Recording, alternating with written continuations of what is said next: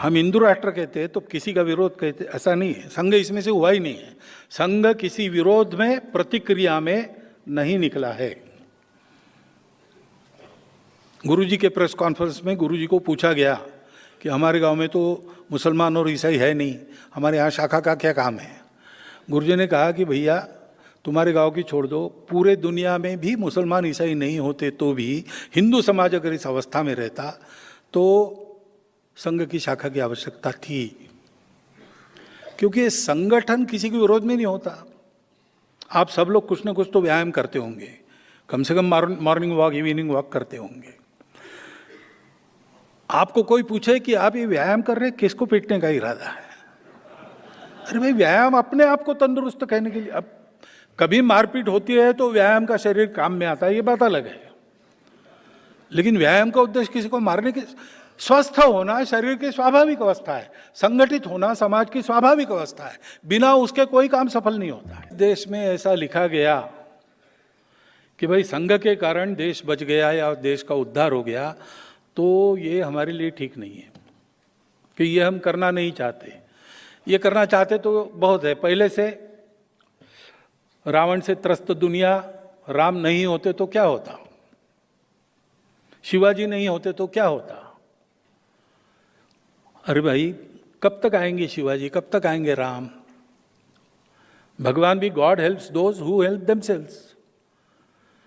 हमको इसके कारण जो ठेका देने की आदत लग गई है, नेता को ठेका दो, पार्टी को ठेका दो, सरकार को ठेका दो, तुम देश का कल्याण करो। हम क्या करेंगे? हम तुम जो कर रहे हो उसमें से मीन मेख निकालते चर्चा करते बैठेंगे। तो स्वतंत्रता के युद्ध के बाद 57 के बाद भारतीय असंतोष ठीक से व्यक्त हो और वो हानि न करे, इसलिए कुछ व्यवस्था हो रही थी, लेकिन इन सब लोगों ने उसको अपने वश में कर लिया और उसको स्वतंत्रता के लड़ाई का हथियार बनाया। इंडियन नेशनल कांग्रेस के नाम से वो धारा चली। उसी में से अनेक प्रकार के राजनीतिक प्रवाह निकलकर आज हम देखते इतने सारे राजनीतिक दल अपने देश में है।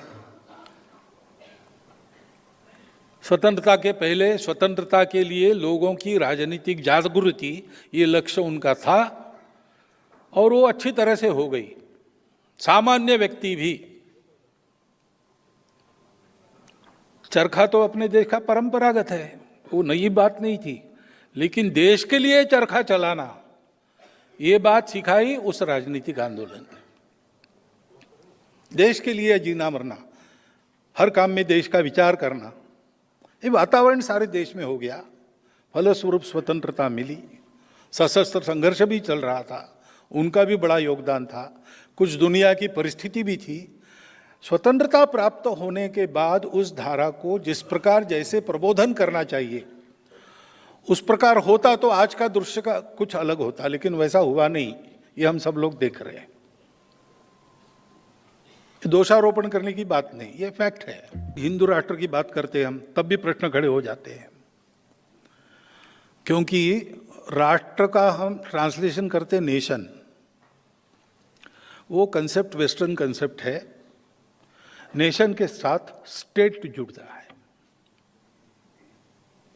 राष्ट्र के साथ स्टेट आवश्यक नहीं है। हमारा राष्ट्र है पहले से। हिंदू शब्द निकाल के आप विचार करो, हमारा राष्ट्र पहले से। गांधी जी ने भी कहा है, एक राष्ट्र के नाते हम लड़े, बार बार लड़े। उत्तर से दक्षिण, पूर्व से पश्चिम हमारा संचार रहा है। पूरे देश के साथ हमारी सेंसिटिविटी जुड़ी है। हम एक राष्ट्र है। इस राष्ट्र में हम सर्वदा स्वतंत्र नहीं थे, लेकिन राष्ट्र था। सदा हमारे राजा नहीं थे। अंग्रेज भी राजा हो गए, तुर्क अरब भी राजा हो गए, लेकिन राष्ट्र था। एक राजा नहीं था, अनेक राजा थे, अनेक राज्य थे, अनेक व्यवस्थाएं थी, लेकिन राष्ट्र था। और चक्रवर्ती थे, तब भी हम यही कहते थे। चक्रवर्ती नहीं थे, अलग अलग राज्य थे, तब भी हम यही कहते थे। अंग्रेज राजा थे, तब भी हम यही कहते थे।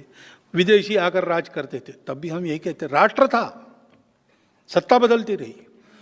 हिंदू राष्ट्र शब्द का सत्ता से कोई मतलब नहीं, और हिंदू राष्ट्र के प्रखर होते, विद्यमान रहते जो जो शासन रहा है वो शासन हमेशा पंथ संप्रदाय का विचार करने वाला शासन नहीं है। उसमें सबके लिए न्याय समान है। ईरान के लोग सिंधु नदी के उस पार वालों को हनत कहते थे, उसका हनदू हो गया, हिंदू हो गया। ये एक कथा है। दूसरी कथा है कि ऐसा कहने के बाद ईरान के लोगों ने इस्राएल के लोगों के पूछने पर यहूदियों को कहा कि हमारा एक हिंदू गुरु है, और वो बात घूमते घूमते अपने पश्चिम किनारे पर व्यापार के जरिए आ गई। व्यापारियों ने पकड़ा वो शब्द, लेकिन ठीक है, उनको शब्द से क्या करना है, सौदा पटने से काम है, व्यापार चलता रहा। इंटेलेक्चुअल लोगों के पास वो आ गया, तब अपने पुराणों में आ गया, तम देव निर्मितम देशम हिंदुस्थानम प्रचक्षते। लोक भाषा में आने को बहुत समय लगा, और लोक भाषा में जो शब्द आते हैं वो संतों की पकड़ में आते हैं। इसलिए गुरु नानक देव जी के वाणी में पहले ये मिलता है, हिंदुस्तान खसमाना किया, तुर्कस्तान खसमाना, खुरासान खसमाना किया, हिंदुस्तान डराया।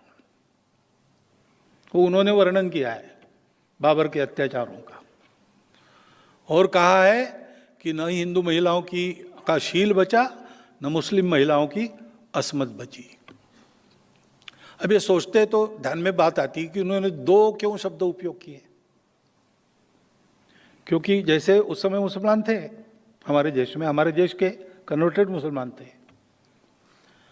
लेकिन दूसरी तरफ मुसलमान क्यों कहा होगा, तो स्वाभाविक है, अल्लाह को मानते हैं, कुरान को मानते हैं, पैगंबर साहब को मानते हैं, वही होते हैं मुसलमान। तो हिंदू कहने से कोई मान्यता नहीं है, एक ईश्वर को मानने वाला हिंदू नहीं है।